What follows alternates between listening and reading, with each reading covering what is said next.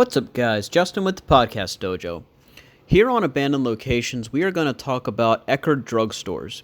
I'm curious as to what was the more common drugstore in your area as a kid. From what I remembered, it was Eckerd and CVS. Also, don't forget to like this video if you enjoyed it, and subscribe if you would like to see more. With that out of the way, let's talk about Eckerd drugstores. In 1898, J. Milton Eckerd would open up his first drugstore in Erie, Pennsylvania, and would then pass it on to his sons in 1912. The two sons would open up a store in Wilmington, Delaware. Let's jumpstart to 1959 when Eckerd would partner up with Publix. Speaking of, we just got Publix here in Virginia in the last couple of years, so if any of my southern viewers can tell me how long Publix and Eckerd were partnered, please let me know down below. In 1970, Eckerd is renamed the Jack Eckerd Corporation. There are stores that have now opened up in Louisiana, Texas, and Florida. 7 years later, Eckerd was the number 2 drugstore chain in the United States with a total of 766 stores. Eckerd was almost acquired in a hostile takeover by the Dart Group in 1986, which failed due to a management-led buyout bringing the company back to private hands. The 90s would be a very interesting time for Eckerd, starting with the very large purchase of 220 Revco drugstores in 1990. The bid was around $779 million and pushed Rite Aid out of the running. 3 years later, Eckerd became a public company once again and changed its name to the Eckerd Corporation.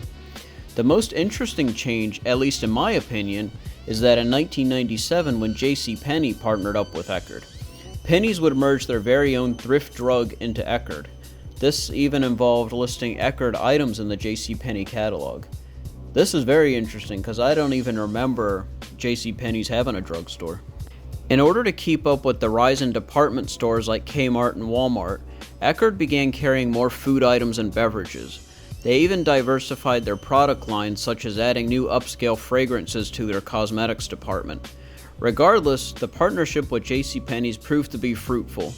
By the end of 1997, Eckerd was at a total of 2,778 stores, and sales were around $9.66 billion. Compare this to 1993 when Eckerd had 1,692 stores, and also around this time was when Eckerd was back on the top 4 drugstore chains in the US, right behind Walgreens, CVS, and then Rite Aid. Eckerd even started accepting JCPenney credit cards, and Eckerd products were featured in the JCPenney catalog. In 1999, Eckerd would purchase New York-based drugstore chain called Genovese, and that had 141 stores and also brought in around $800 million in sales. There was so much success here, so what exactly happened? Well, there's actually quite a few reasons. The layout of the store was awful.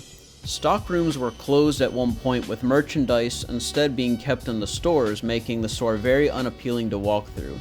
It was just a cluttered mess overall. Insurance companies were giving people a choice of which drugstore to pick up their prescriptions from.